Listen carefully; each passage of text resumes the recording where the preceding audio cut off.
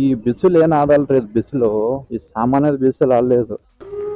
ನನಗಂತೂ ಈ ಜೀವನವೇ ಬೇಸರವಾಗಿ ಹೋಗ್ಬಿಟ್ಟಿದೆ. ಈ ಬಿಸಿಲಾಗ ಅದ್ ಹೆಂಗ್ ಕೆಲಸ ಮಾಡ್ತಾರೋ.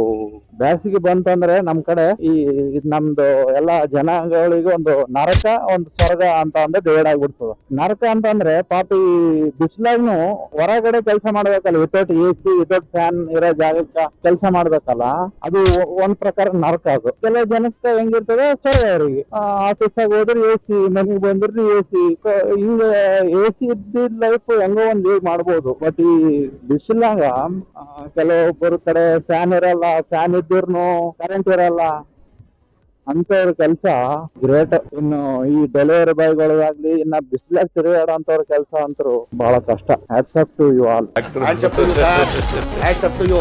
ಯಾರು ಮಾಡಕ್ ಸಾಧ್ಯ ಆಗಲ್ಲ. ಯಾವನ ಇದ್ದಾನೆ ಸರ್ ಇಲ್ಲಿ ರಾಜ್ಯದಲ್ಲಿಲ್ಲ, ದೇಶದಲ್ಲಿಲ್ಲ.